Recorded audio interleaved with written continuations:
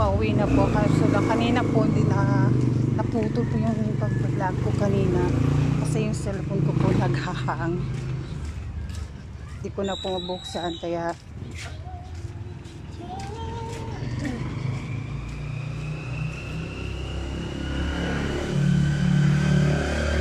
inaano ko na lang po ngayon. Ngayon, pauwi na po ako. Hatid ko lang kay kuya galing si school. Galing pa ako sa school, hinatid ko lang yung anak ko. So, nainis po ako kasi yung cellphone ko po kasi naghang po kanina eh. Ginuhos ko lang muna sandali kasi nga naglakad lang kami papuntang school. Ay yung pagbukas ko, naghang na. Ayun na mabukas. Ay, nakakainis. Okay lang, at least. Ngayon, tutuloy-tuloy yung pagbablog ko. So, ngayon, pauwi na rin ako sa amin maglakad. So, update ko na lang kayo mamaya pag malapit na ako sa amin. Ngayon po, dito lang po ako sa gilid dumadaan. Kasi daming tricycle.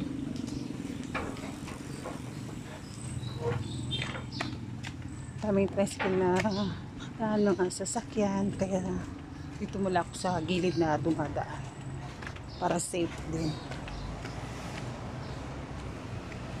Iwas-iwas lang muna. Kita nyo, daming sasakyan oh.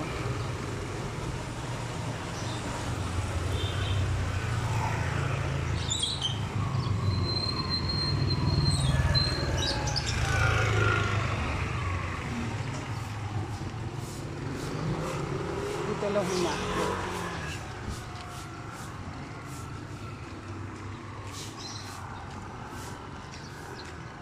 Nalipat tayo ng daanan. Dito tayo sa kabila. Kasi mahirap na daming sasakyan doon sa may dumadaan. Hello po. So, dito na po tayo. Malapit na po. Ito po ipapasok na po sa amin.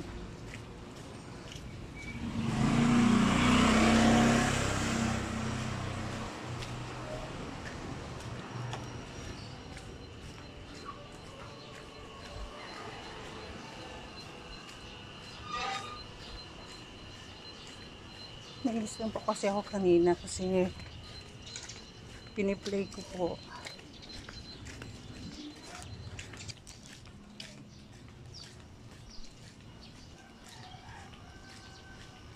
Ito highway. Saan po yung pasada. Papasok. Doon din po sa amin. So, yan po namin. Sa likod ng court din po ang papunta sa amin.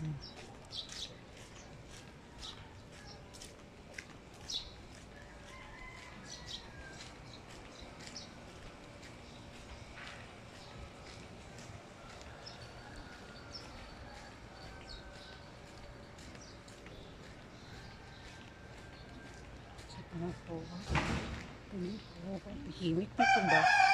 Pero pag mga ano, yan.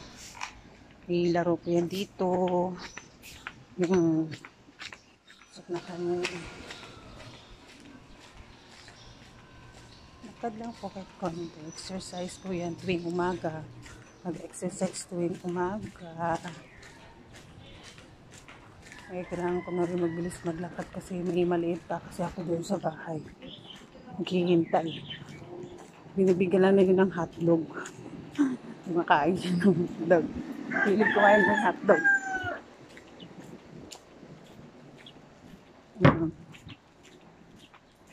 Lapit na po yan na po doon sa amin. Papasok po yan.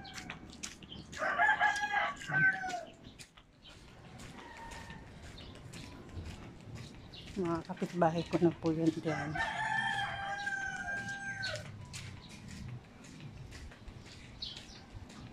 Po, wait lang.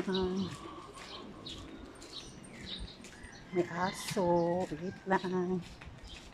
Ito kapitbahay ko si Kuya.